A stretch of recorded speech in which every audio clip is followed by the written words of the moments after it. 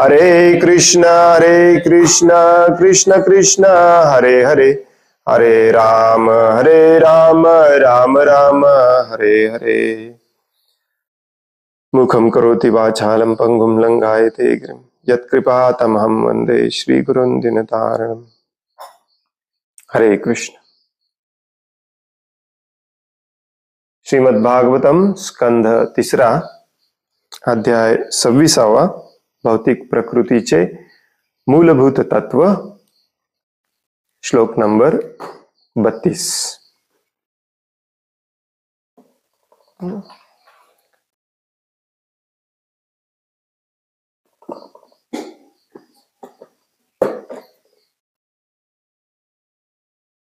तमसात् च विकुर्वाणात् भगवद्वीर्य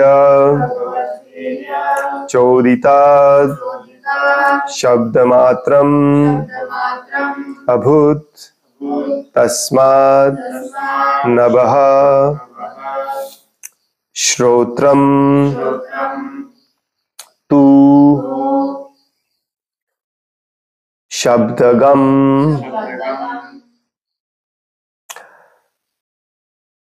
तामसाच्च विकुर्वाणात् भगवद्वीर्यचोदितात् शब्दमात्रम् अभूत् तस्मात् नभः श्रोत्रं तु शब्दगम् तामसाच्च विकुर्वाणात् भगवद्वीर्यचोदितात् शब्दमात्रम् अभूत् तस्मात् नभः श्रोत्रं तु शब्दगम् तामसाच्च विकुर्वाणात् भगवद्वीर्यचोदितात् शब्दमात्रम् अभूत् तस्मात् नभः श्रोत्रं तु शब्दगम्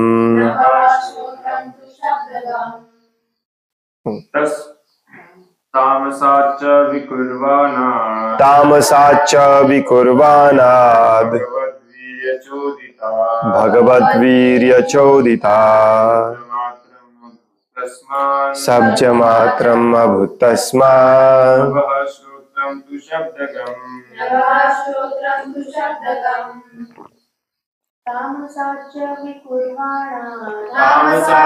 विकुर्वाणात् भगवद्वीर्यचोदितात् शब्दमात्रम् अभूत् तस्मात् नभः श्रोत्रं तु शब्दगम् तामसाच्च विकुर्वाणात् भगवद्वीर्यचोदितात् शब्दमात्रम् अभूत् तस्मात् नभः श्रोत्रं तु शब्दगम् तामसाच्च तु विकुर्वाणात् भगवद्वीर्यचोदितात् शब्दमात्रम् विभूत् तस्मात् नभः श्रोत्रं तु शब्दगम् तामसात् तामस अहंकारापासून च आणि विकुर्वाणात् रूपांतर होऊन भगवद्वीर्य भगवंतांच्या शक्तीने चोदितात् प्रेरित झालेल्या शब्दमात्रम शब्द हा सूक्ष्म घटक अभूत प्रकट झाला. तस्मात् त्यापासून नभः आकाश, श्रोत्रम श्रवणेंद्रिय, तू नंतर शब्दगम जे ध्वनी ग्रहण करते. भाषांतर.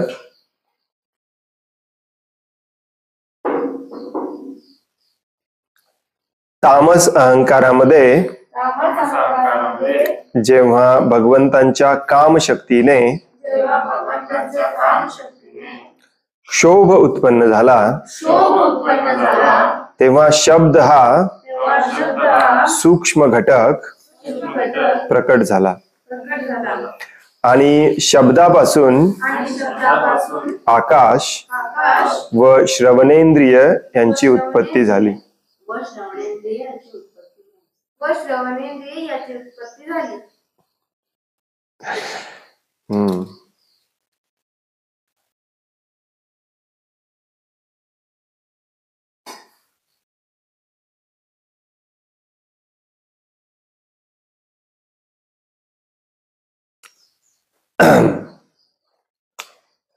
आपण जो जपाचा एक प्रेझेंटेशन दिलेला तुमच्या लक्षात आहे का, आठवतं का बघा. त्या जपाच्या प्रेझेंटेशन मध्ये हा श्लोक होता. तामस अहंकारामध्ये जेव्हा भगवंतांच्या कामशक्तीने क्षोभ उत्पन्न झाला, म्हणजे ॲजिटेशन, तेव्हा शब्द हा सूक्ष्म घटक प्रकट झाला आणि शब्दापासून आकाश व श्रवणेंद्रिय यांची उत्पत्ती झाली.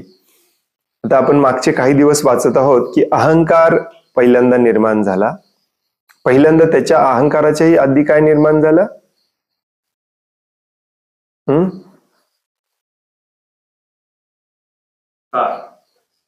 काल. शुद्ध सत्वगुण वासुदेव, त्याच्यामध्ये जेव्हा प्रदूषण निर्माण झालं तेव्हा अहंकार निर्माण होतो. आणि मग अहंकारातून जर अहंकार सात्विक असेल त्याच्यातून मन निर्माण होतं. राजसिक अहंकारातून बुद्धी निर्माण होते. तामसिक अहंकारातून मात्र असं सिंपल सांगितलेलं नाहीये. आता इथे पहिल्यांदा सांगितलेलं आहे की तामसिक अहंकारातून शब्द निर्माण होतो, शब्दातून आकाश निर्माण होतं, आकाशातून श्रवणेंद्रिय निर्माण होतात. आणि ही आता ही चेन दिलेली आहे. तुम्हाला ते एक प्रेझेंटेशन मधला स्लाइड आठवतो का बघा. आता पुढच्या श्लोकांमध्ये नेक्स्ट घटक, त्याच्यापासून नेक्स्ट इंद्रिय, त्याच्यापासून नेक्स्ट घटक, त्याच्यापासून नेक्स्ट इंद्रिय, त्याच्यापासून नेक्स्ट घटक, त्याच्यापासून नेक्स्ट इंद्रिय, असं 5 घटक आणि 5 इंद्रिय तामस अहंकारातून कसे निर्माण होतात ते सांगितलेलं आहे. थोडंसं कन्फ्युजिंग वाटेल आपल्याला, कारण काल आपण वाचलं की राजस अहंकारातून इंद्रिय निर्माण होतात. तामस अहंकारातून काय निर्माण होतात? तर तामस अहंकारातून हे पंच महाभूत निर्माण होतात. त्याला आकाश, पृथ्वी, अग्नी, जल, वायू आणि अग्नी. आता यांचा सिक्वेन्स आहे ऍक्च्युली. बऱ्याचदा आपण हे आउट ऑफ सिक्वेन्स म्हणतो, परंतु सगळ्यात पहिल्यांदा निर्माण होतो तो म्हणजे आकाश तत्व. आणि तो निर्माण होतो शब्दातून. आणि शब्द निर्माण होतं भगवंत जेव्हा तामसिक अहंकारामध्ये क्षोभ निर्माण करतात, म्हणजे ढवळाढवळ करतात. ऍक्च्युली भगवंत म्हणण्यापेक्षा इथे स्पेसिफिकली म्हटलेलं आहे भगवंतांच्या कामशक्तीने. आता हे जे आहे ते आपण परवाच्या त्या क्लासमध्ये देखील आपण चर्चा केलेली. हे कसं समजावून घ्यायचं, तर आता मन निर्माण झाला, बुद्धी निर्माण झाली, इंद्रिय काइंड ऑफ निर्माण झाले प्राणशक्तीने. आता हे तामसिक अहंकारामध्ये जेव्हा भगवंत शक्ती सोडतात तेव्हा आपलं संपूर्ण विश्व तयार होतं. आणि हे विश्व मात्र तयार व्हायला मेन कारण असतं ते म्हणजे शब्द. म्हणून शब्दाला इतकं महत्व आहे. शब्द म्हणण्यापेक्षा इंग्लिशमध्ये ऍक्च्युली श्रील प्रभुपाद म्हणतात sound vibration. Let me read English मध्ये काय म्हणतात. The egoism in ignorance is agitated by the sex energy of the Supreme Personality of Godhead. The subtle element sound is manifested, and from sound come the ethereal sky and the sense of hearing. आता हे खूप scientific पण आहे actually. जसं जसं पुढचे आपण श्लोक वाचू तसं आपल्या लक्षात येईल. पहिल्यांदा भगवंतांच्या मुखातून हा शब्द येतो आणि त्या शब्दातून आकाश निर्माण होतं आणि मग आपली ऐकण्याची क्षमता निर्माण होते. कान निर्माण होत नाही, कान निर्माण झालं राजस अहंकारातून, काल वाचला आपण. ऐकण्याची क्षमता निर्माण होते. त्याच्यासाठी आकाश खूप महत्वाचा असतो, नुसता शब्द महत्वाचा नाही. ज्याला आपण मॉडर्न सायन्स मध्ये साऊंड व्हायब्रेशन म्हणतो, हे कसं रिप्रेझेंट केलं जातं इन टर्म्स ऑफ वेव्स. कधी तुम्ही बघितलं असेल साऊंड वेव्स. साऊंड वेव्स म्हणजे काय, हवेचा प्रेशर हा कमी जास्त होतो आपल्या कानावरती, म्हणून आपल्याला ते आवाज ऐकू येतात. हवेचा प्रेशर कमी जास्त होण्यासाठी त्याच्यामध्ये जागा असावी लागते, मोकळी जागा, पोकळी असावी लागते. त्या पोकळीला आकाश म्हणतात. आणि सगळ्यात पहिल्यांदा ती पोकळी निर्माण केली जाते. आणि त्यातून मग जेव्हा भगवंतांचा शब्द ध्वनी हा ट्रान्सफर केला जातो तेव्हा आपल्या ऐकण्याची क्षमता निर्माण होते. ऐकू यायला लागते असं नाही, ऐकण्याची क्षमता तेव्हा पहिल्यांदा निर्माण होते आणि मग ऐकू यायला लागते. आता 5 आपली इंद्रियांच्या क्षमता आहेत. ऐकण्याची एक क्षमता झाली, तसंच 5 महाभूत आहेत. तर हे याच्यापासून स्टेप बाय स्टेप पुढे बनत जातात. म्हणजेच काय, आकाश तत्वातून नेक्स्ट तत्व बनतो, मग नेक्स्ट आपली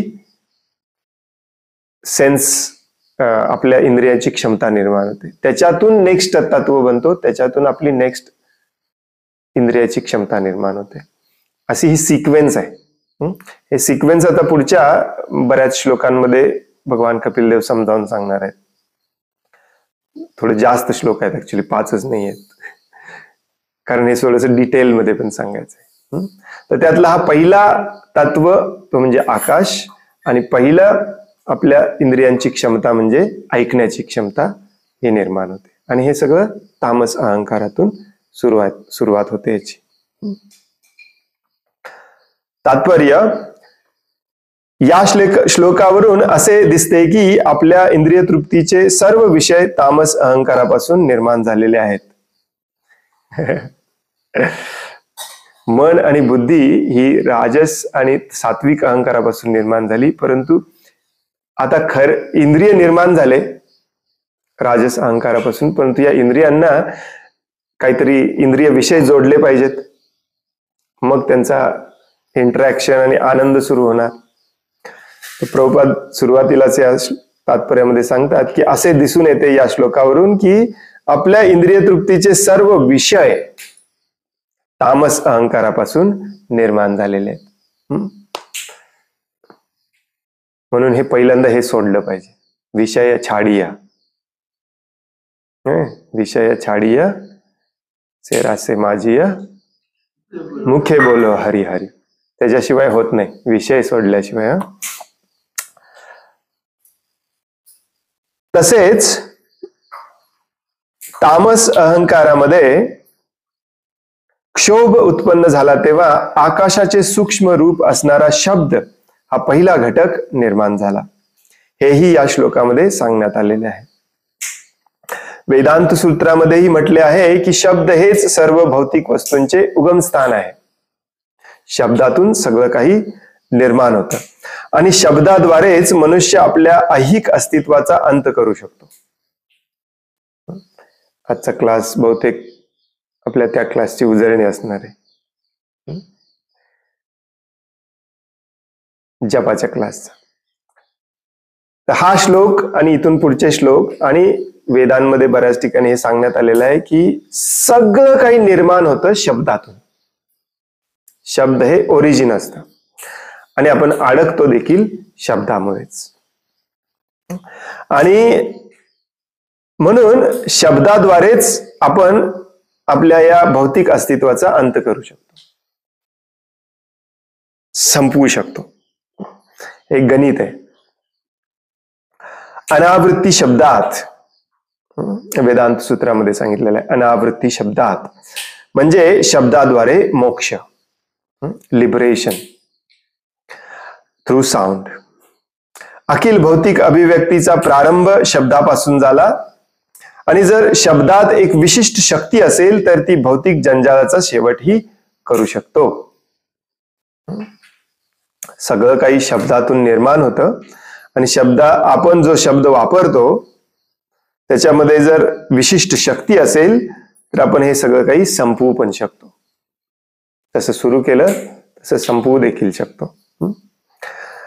असे कार्य करू शकणारा विशिष्ट शब्द म्हणजे हरे कृष्ण मंत्राचा दिव्य ध्वनी होय. भौतिक कार्यांमध्ये आपण गुरफटून जाण्याचा प्रारंभ भौतिक शब्दापासून झाला आहे. आता आपण त्या शब्दाचे शुद्धीकरण आध्यात्मिक ज्ञानाद्वारे केलेच पाहिजे. प्रत्येक वाक्य महत्वाचं आहे, लक्षपूर्वक ऐका. भौतिक कार्यामध्ये आपण गुरफटून जाण्याचा प्रारंभ भौतिक शब्दापासून झालेला आहे. आपण आता त्या शब्दाचे शुद्धीकरण आध्यात्मिक ज्ञानाद्वारे केलेच पाहिजे. जसं आपण त्या क्लासमध्ये डिटेलमध्ये आपण अभ्यास केला की हा शब्द जो भगवंतांच्या मुखातून निर्माण झालेला असतो तो आकाश, त्याच्यापासून ऐकण्याची क्षमता, त्याच्यापासून मीच हे सिक्वेन्स नेहमी विसरतो, नेक्स्ट घटक, त्याच्यापासून नेक्स्ट इंद्रियाची क्षमता, असं निर्माण होत होत होत हे संपूर्ण भौतिक विश्व निर्माण केलं जातं. मग ब्रह्माजींच्या शरीरामध्ये हा शब्द घुसतो आणि ब्रह्माजींच्या मुखातून जेव्हा हे शब्द बाहेर येतं तेव्हा सगळं काही दिसायला लागतं.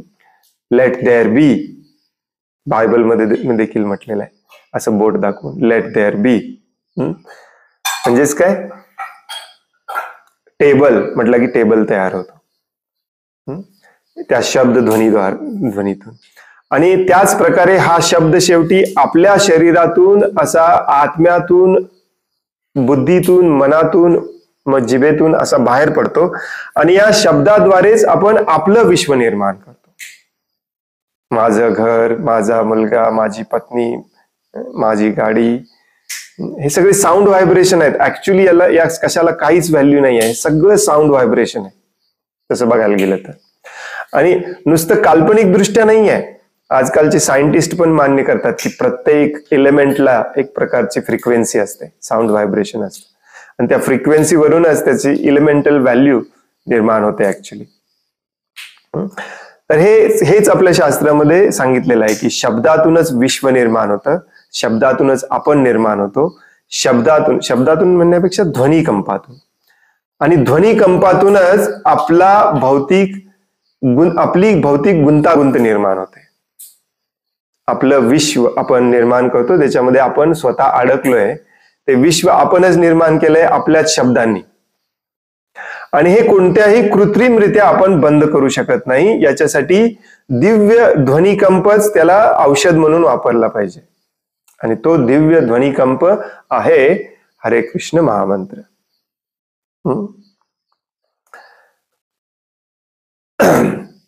आध्यात्मिक जगतात ही शब्द आहे. आपण जर त्या शब्दाच्या सानिध्यात गेलो तर आपल्या आध्यात्मिक जीवनाचा प्रारंभ होतो आणि नंतर आध्यात्मिक उन्नतीसाठी आवश्यक अन्य पात्रता अंगी येऊ शकते. थोडक्यात श्रील प्रभुपाद काय सांगतायत की आपण आता असा शब्द वापरला पाहिजे जो भौतिक नाही.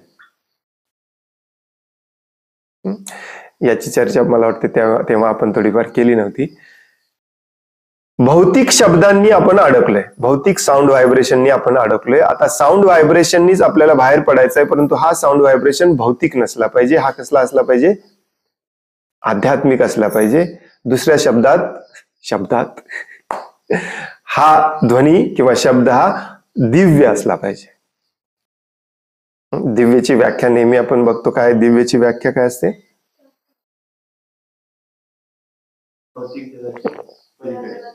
हा, ट्रान्सेंडेंटल, ज्याचा या भौतिक जगाशी काहीही संबंध नाही. असा ध्वनी कोणता आहे?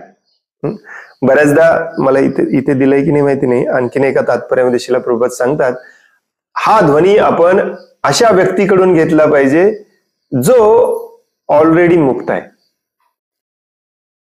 जो मुक्त आत्मा असतो, त्या मुक्त आत्म्याचा आत्मा, अहंकार, बुद्धी, मन आणि जीभ, इंद्रिय हे सगळे दिव्य ध्वनीने कंपित होत असतात, व्हायब्रेट होत असतात. मगच तो मुक्त आत्मा असतो. आणि आपल्याला जर मुक्त आत्मा व्हायचा असेल तर त्या मुक्त आत्म्याचा ध्वनी आपण घेतला पाहिजे. आणि तो ध्वनी आपल्या रोमामध्ये, या डीप मध्ये जाऊन तो आपण कंपित केला पाहिजे, व्हायब्रेट केला पाहिजे. हे सायन्स आहे. तर याच्यासाठी पहिल्यांदा त्या शब्दाच्या, त्या ध्वनीच्या संपर्कात आलं पाहिजे, सानिध्यात आलं पाहिजे, त्याचा संग केला पाहिजे. मग हळूहळू आपल्याला ती ध्वनी शुद्ध स्वरूपामध्ये म्हणण्याची पात्रता आपल्या शरीरामध्ये येते. त्यालाच शुद्ध नाम म्हटलं जातं.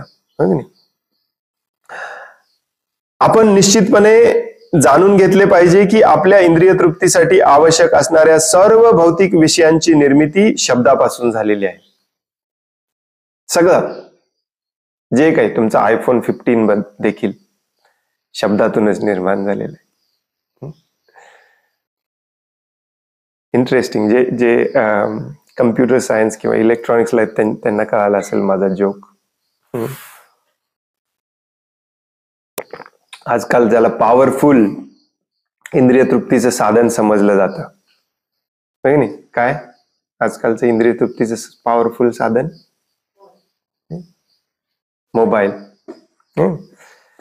मोबाईल कंपनी सामान्य लोकांना समजावं म्हणून मोबाईलचे वैशिष्ट्य ऍडव्हर्टाइज करताना फक्त साईज, कॅमेरा वगैरेची व्हॅल्यू सांगितलेली असते, बॅटरी किती वेळ वगैरे. परंतु ऍक्च्युली जे खरोखर इंजिनियर असतात ते पहिल्यांदा बघतात त्या मोबाईलमध्ये जो सेंट्रल प्रोसेसिंग युनिट आहे, बुद्धी त्या मोबाईलची, त्याची फ्रिक्वेन्सी काय आहे. ऍक्च्युली तुम्ही अमेझॉन, फ्लिपकार्ट वरती गेला तर पहिल्यांदा हेच दिलेलं असतं, स्नॅपड्रॅगन 850 2.4 मेगाहर्ट्झ ऑक्टा कोअर. तुमच्यापैकी काही जण वाचलं असेल तर तुमच्या लक्षात असेल. म्हणजेच काय, हा जो कम्प्युटर आहे, हा मोबाईल आहे, तो 2.4 गिगाहर्ट्झ, ऍक्च्युली मेगाहर्ट्झ नाही, मेगाहर्ट्झ आमच्या कॉलेजमध्ये होतं. 2.4 वरती 9 शून्य एवढ्या वेळेला एका सेकंदात व्हायब्रेट होत असतो आणि एवढ्या वेळेला एका सेकंदात तो काम करत असतो. तर सगळ्याला फ्रिक्वेन्सी आहे, सगळ्याला शब्द आहे, सगळ्याला भाषा आहे. याची भाषा आहे 1 आणि 0ची भाषा आहे, बायनरी ज्याला म्हणतात. तुमच्यापैकी काही कम्प्युटर सायंटिस्ट असतील त्यांना माहिती असेल. या जगामधली कोणतीही वस्तू जी तुमच्या इंद्रिय तृप्तीची आहे ती एका फ्रिक्वेन्सीनीच बनलेली असते. आणि ती फ्रिक्वेन्सी आपल्याला आवडली की आपल्याला आनंद मिळतो. भावनिक स्तरावरती देखील जाऊन आपण म्हणतो बघा, माझी आणि त्याची फ्रिक्वेन्सी जुळते, मग मला आनंद मिळतो. होय की नाही? माझी आणि त्याची फ्रिक्वेन्सी जुळते. बऱ्याचदा त्या वस्तूची इंट्रिन्सिक फ्रिक्वेन्सी जी असते त्या फ्रिक्वेन्सीला दुसरी एखादी वस्तू त्याच एक्झॅक्ट फ्रिक्वेन्सीची जवळ आली तर केऑस निर्माण होतो. एक प्रकारची हिंदी किंवा बॉलिवूड, हॉलिवूड सिनेमामध्ये वगैरे तुम्ही हे असा हाय पिच आवाज ऐकला असेल. व्हेरी हाय पिच आवाज असतो. शास्त्रज्ञांनी हे शोधून काढलंय ऍक्च्युली की प्रत्येक वस्तूला एक फ्रिक्वेन्सी असते आणि त्याच फ्रिक्वेन्सीची दुसरी वस्तू त्याच्या जवळ आली की तर ते फुटू शकतं ऍक्च्युली, साऊंड बॉम्ब. आणि असे बरेच ब्रिज वगैरे कोलॅप्स झालेत, बिल्डिंग पडलेत शब्दामुळे, फ्रिक्वेन्सी व्हायब्रेशनमुळे. काच फुटलेला व्हिडिओ तुम्ही बऱ्याचदा बघितला असेल.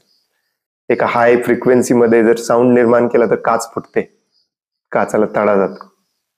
का? कारण त्याची पण फ्रिक्वेन्सी सेम असते. त्या काचेतला प्रत्येक अणू आणि अणुरेणू हा त्या फ्रिक्वेन्सीने व्हायब्रेट होत असतो आणि तेव्हा त्याला त्याच फ्रिक्वेन्सीचा रेझिस्टन्स येतो, तेव्हा ते ब्रेक होतात.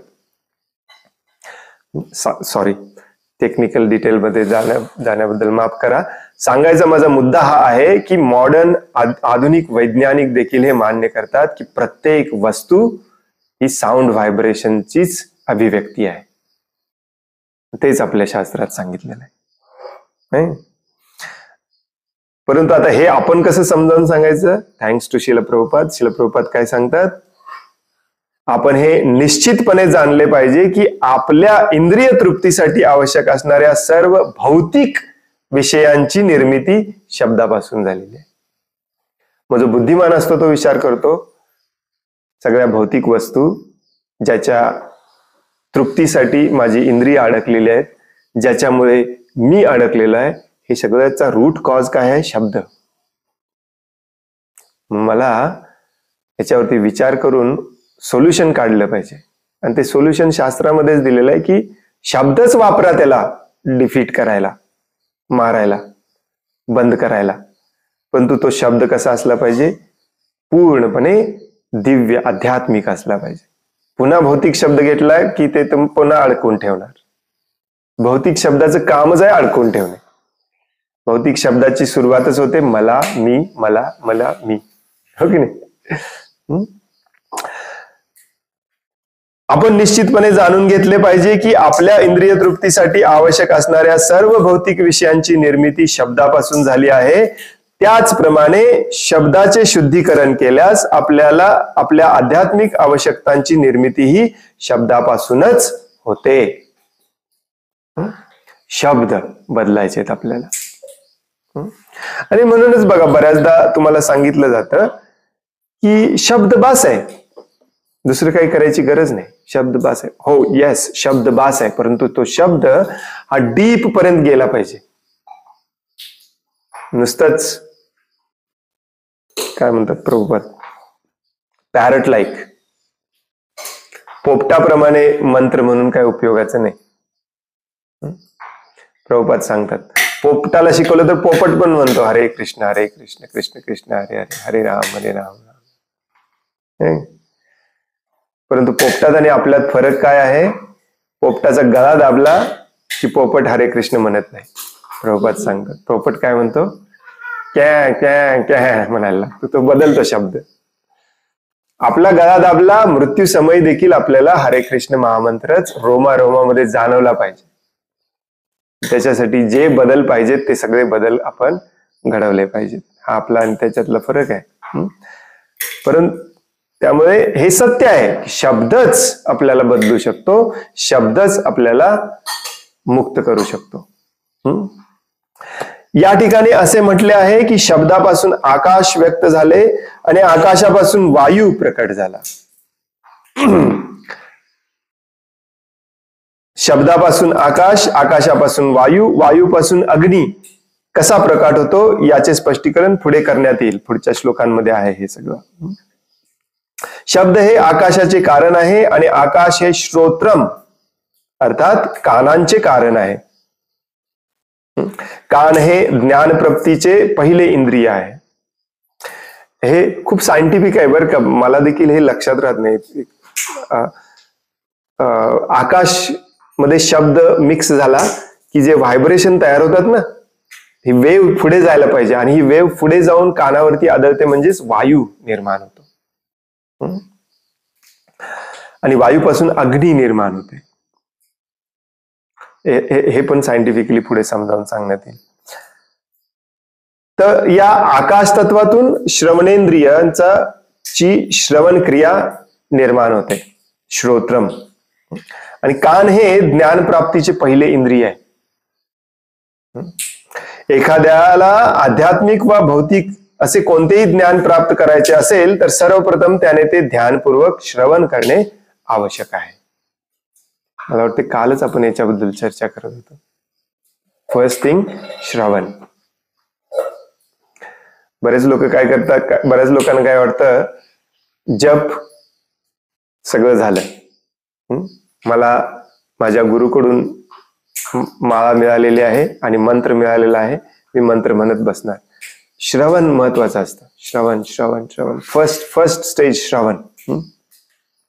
कुठले भौतिक जगामध्ये देखील तुम्हाला काही भौतिक गोष्टीची माहिती हवी असेल तर आपण काय करतो? पहिल्यांदा कान उघडतो. अगदी साधा पत्ता जरी कुणाला विचारायचा असेल, नाही, हे हा पत्ता कुठे आहे ते आपल्याला ऐकावं लागतं. श्रवण. म्हणूनच श्रोत्रम अर्थात श्रवणेंद्रिय अत्यंत महत्वाचे आहे. वैदिक ज्ञानासही श्रुती असे म्हटले जाते व याचा अर्थ श्रवणानेच ज्ञानाची प्राप्ती केली पाहिजे असा आहे.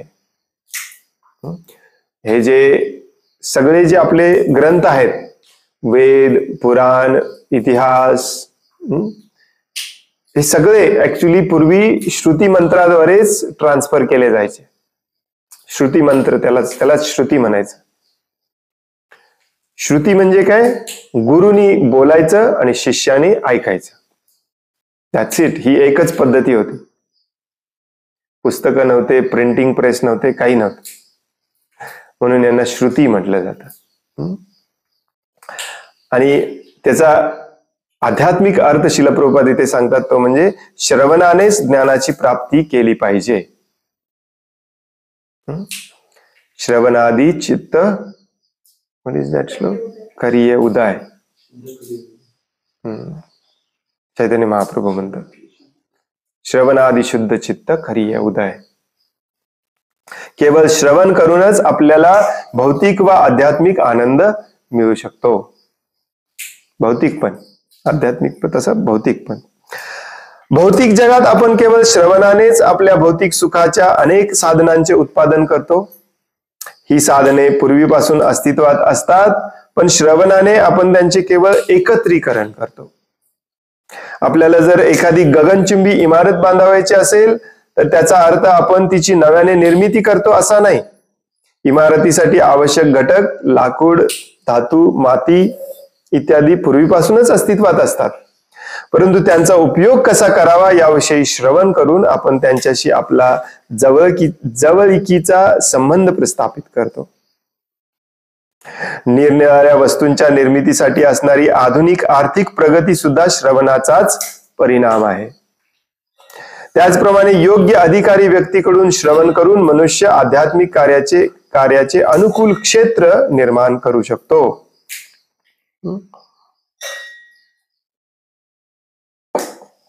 इथे प्रभुपादांचा सांगायचा उद्देश असा आहे की या भौतिक जगामध्ये आपण काही निर्माण करत नाही, फक्त ऐकतो आणि ते एकत्र करतो, बस. मग ते कितीही कॉम्प्लिकेटेड मशीन असो आणि कितीही मोठी इमारत असो, त्याच्यासाठी लागणाऱ्या ज्या वस्तू आहेत त्या आपण निर्माण करत नाही, त्या भगवंतांनी ऑलरेडी शब्दातून निर्माण केलेल्या आहेत. आपलं काम आहे आता आपलं जग निर्माण करणे, आणि याच्यामध्येच आपण गुरफटलेलो असतो.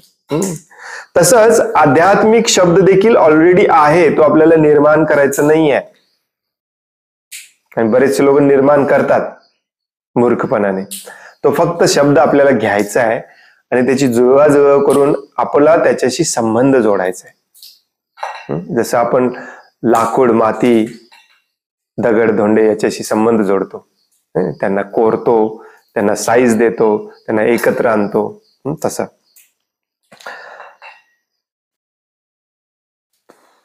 त्याचप्रमाणे योग्य अधिकारी व्यक्तीकडून श्रवण करून मनुष्य आध्यात्मिक कार्याचे अनुकूल क्षेत्र निर्माण करू शकतो.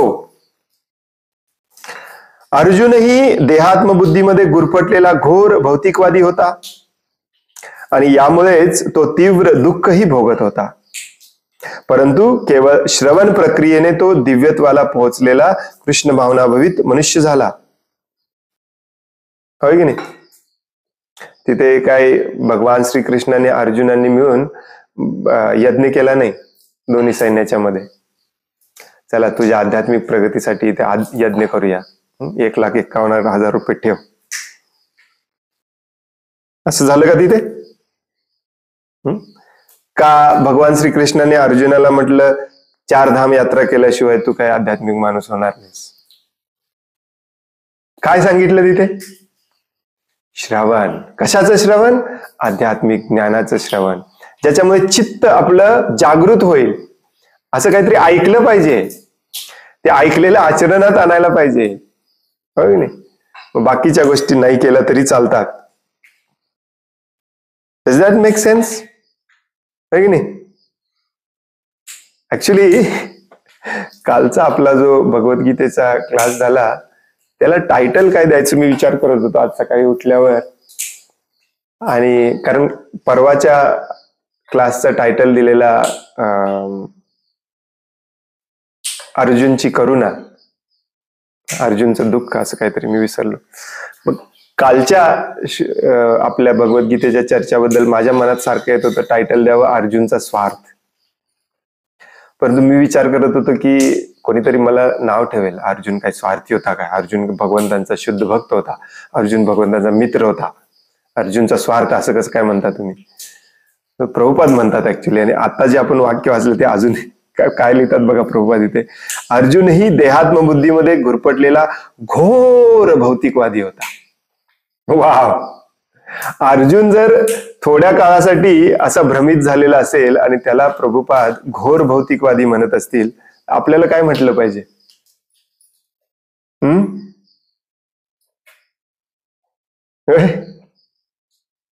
अर्जुन जर घोर भौतिकवादी आहे, आपण कोण?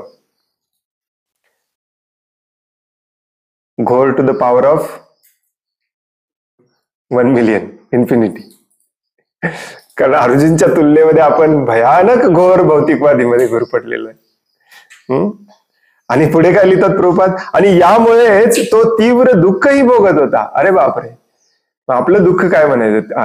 अर्जुन तीव्र दुःख भोगत होता, परंतु केवळ श्रवण प्रक्रियेने, हिअरिंग प्रोसेस, केवळ श्रवण प्रक्रियेने तो दिव्यत्वाला पोचलेला कृष्ण भावना भवित मनुष्य झाला.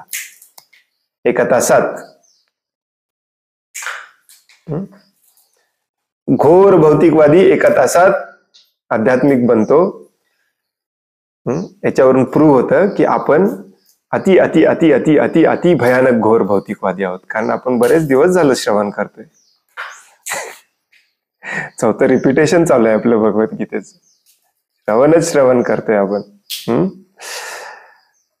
म्हणून श्रवण करणे अतिशय महत्वाचे आहे.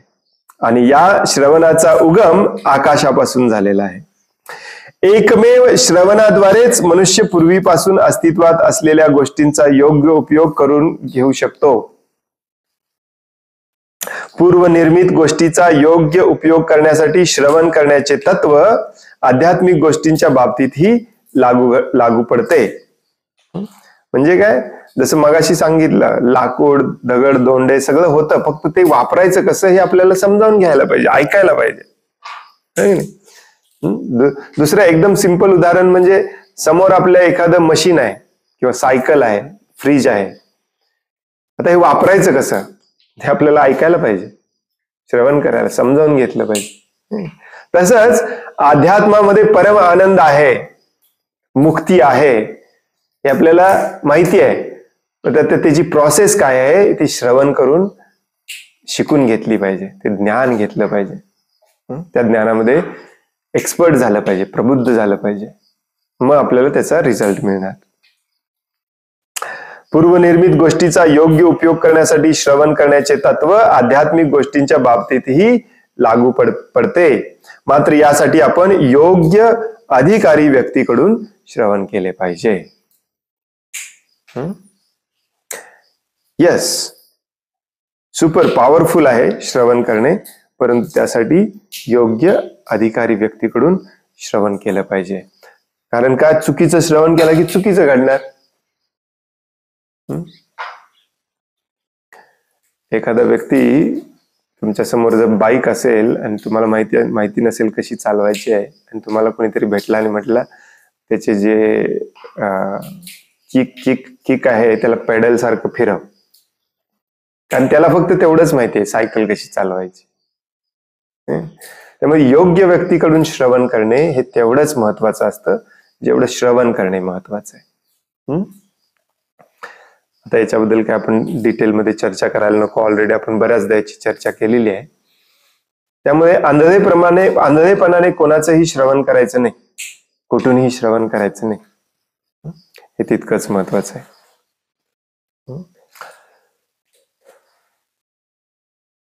हरे कृष्ण.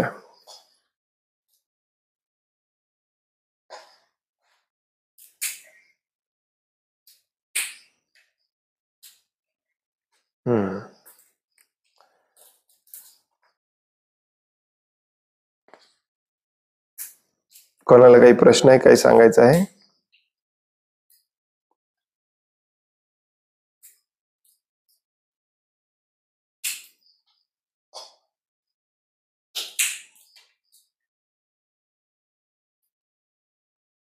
हरे कृष्णा, दंडवत प्रणाम प्रभूजी. हरे कृष्णा, दंडवत प्रणाम. प्रभूजी, ते मला एक प्रश्न विचारायचं होतं, ते पितृ पक्षाबद्दल विचारायचं होतं. काल जो पितृ पक्ष अमावस्या होती, असं लोक सगळे असं गर्दी करून सगळं ते नरसिंहवाडीला वगैरे ते बर्फी करणे करायला, आपल्या इस्कॉन मध्ये सुद्धा काही भक्त म्हणजे ते पितृ हे करायला असं ब्राह्मणांना बोलवून हे केले. मग ते काय, याला मी विचारलो हे काय गरज असते काय करायची? ते म्हणले होय, नाहीतर पितृ आपल्या मागं लागतात, त्रास देतात आपल्याला, हे सगळं विधिवत सगळं करायला लागते.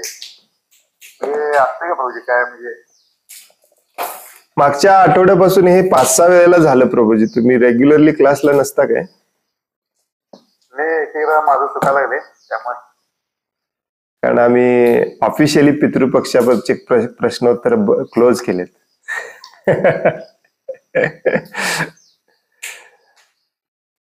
हे सगळं बोगस आहे. बोगस इन द सेन्स आहे शास्त्रामध्ये, परंतु कलियुगामध्ये आपण हे करू शकत नाही. आपल्या आचार्यांनी, शास्त्रांनी बऱ्याचदा हे सांगितलंय, हे आपण करू शकत नाही, याच्या मागे लागू नका, हे करण्यात काही अर्थ नाही. तरी आपले भक्त लोक करतात. याचं मेन कारण असतं भीती, भय. कशाची भीती? भौतिक अस्तित्वाची भीती, अध्यात्माची नाही. भौतिक जगातलं भौतिक सुख आपलं कोणी हिसकावून घेईल का याची भीती. आणि हे सगळं भौतिक संकल्पनेतून, जीवनाच्या भौतिक संकल्पनेतून निर्माण झालेलं असतं. ऍक्च्युली बऱ्याच जणांना आश्चर्य वाटेल ऐकून की सत्ययुगामध्ये देखील पितृपक्षाचा काही उपयोग नाही. कलियुगातच नाही असं नाही, सत्ययुगात पण पितृपक्षाचा काही उपयोग नाही. कारण हे दिलंयच भौतिकवादी लोकांसाठी. ज्योतिष, कर्मकांड, पितृपक्ष वगैरे सगळे कर्मकांडामध्ये येतात. वास्तुशास्त्र, ज्योतिषशास्त्र, हे सगळं जे आहे ते भौतिक अस्तित्व टिकवून ठेवण्यासाठी आहे. याचा आणि भक्तीचा, अध्यात्माचा तीळ मात्रही संबंध नाही. अगदी सत्ययुगामध्ये देखील. सत्ययुगामध्ये जर तुम्ही पूर्णपणे भगवंतांचं स्मरण करत एका ठिकाणी बसला आणि पितृपक्ष केला नाही, तुम्हाला काहीही फरक पडणार नाही. कलियुगामध्ये करूच शकत नाही. ज्या युगामध्ये लोक करू शकत होते तेव्हा नाही केलं तरी चालत होतं. आता कलियुगामध्ये आपण करू शकत नाही, काय उपयोग आहे करून?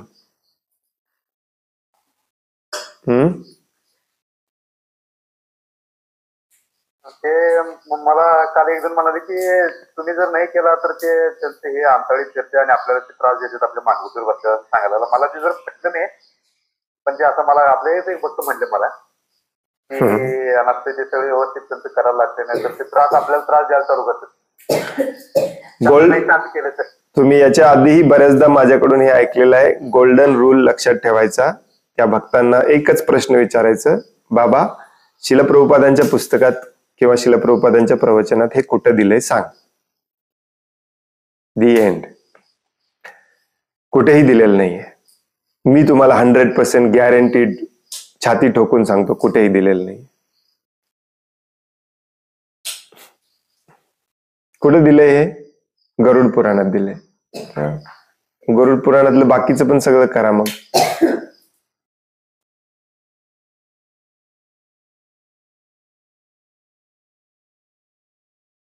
हरे कृष्ण प्रभूजी, दंडवत प्रणाम. हरे कृष्ण, दंडवत प्रणाम. आता या श्लोकामध्ये जे पहिला दिलं होते, तामस अहंकारामध्ये जेव्हा भगवंतांच्या कामशक्तीचा क्षोभ उत्पन्न झाला, तर आपण कायम श्रवण करतोय की सेक्स ही पहिली नॉट आहे जी आपण आपल्याला या जगात अडकवते.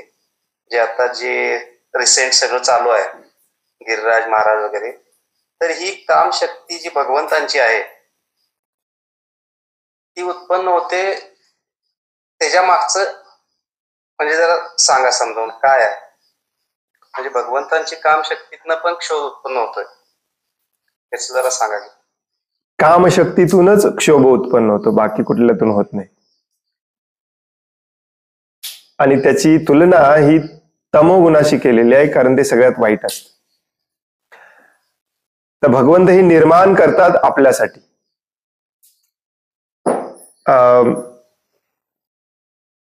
इट्स काइंड ऑफ लाईक तुमचे मन निर्माण केलं, तुमची बुद्धी निर्माण केली, तुमची इंद्रिय निर्माण केली, परंतु आता यांना सगळ्यांना ऍक्टिव्ह करायला पाहिजे ना. ऍक्टिव्ह करण्यासाठी जी शक्ती लागते ती पॉवरफुल शक्ती असते, कामशक्ती. कारण त्याच्याशिवाय इंद्रिय आणि इंद्रियांचा विषय याच्यामधलं कनेक्शन जुळत नाही. ती टॉपमोस्ट शक्ती असते. मग भगवंत देखील त्या मार्गानेच ते निर्माण करतात. आणि हेच असं आपल्यापर्यंत येऊन पोचतं. Same process. म्हणूनच ही प्रोसेस सगळी सेम आहे. भगवंत ज्या प्रोसेसमधून संपूर्ण विश्व निर्माण करतात त्यालाच कामशक्ती म्हटलेलं आहे. त्यानंतर हाच शब्द ब्रह्माजींच्या शरीरामध्ये जाऊन संपूर्ण विश्व निर्माण करतो, सेकंडरी क्रिएशन. आणि त्यानंतर हाच शब्द किंवा कामशक्ती आपल्यामध्ये शिरून शब्दाच्या रूपामध्ये आपलं छोटस विश्व निर्माण करतो. आपलं जे छोटस विश्व आहे ते देखील या कामशक्तीच्याच अवतीभोवती फिरत असते. म्हणूनच आपण जसं काल का परवा वाचत होतो की मेन रिझन ते आहे, मेन कारण ते आहे. तर हे एक रिलेटिव्हली तुम्ही हे करू शकता कंपॅरिझन. मेन असतं ते म्हणजे कामशक्ती. आता आपल्याला भौतिक दृष्टिकोनातून हेच विचार करायची सवय आहे की त्यालाच आपण प्रेम म्हणतो आणि यालाच विकृत अवस्था म्हणतात, परवर्टेड प्रेम. परंतु भगवंतांची कामशक्ती जी असते ती शुद्ध स्वरूपातली असते. त्याच्या मागे आपल्यासारखा अनियंत्रित, अनिर्बंधित इंद्रिय तृप्तीची इच्छा नसते. ते आपल्या कामशक्तीचा उपयोग हे भौतिक विश्व निर्माण करण्यासाठी करतात. आपण आपल्या कामशक्तीचा उपयोग देखील आपलं विश्व निर्माण करण्यासाठी करतो, परंतु आपण त्याच्यात अडकतो.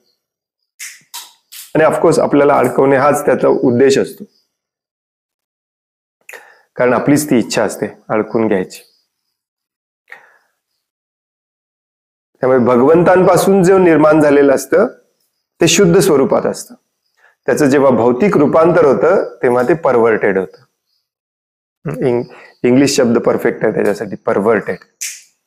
आजकाल समाजामध्ये जे प्रेम आणि सेक्स बघतो आपण ते सगळं परवर्टेड आहे.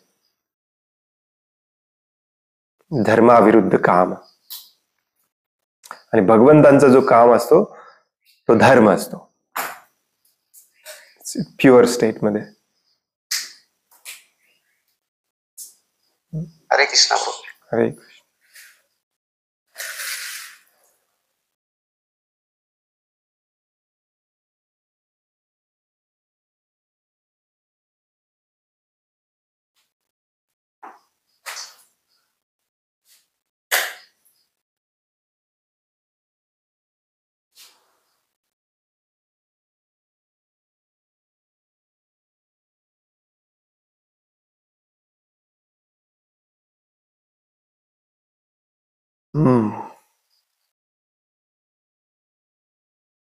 आणखीन कोणाला काही प्रश्न आहे, काही सांगायचं आहे?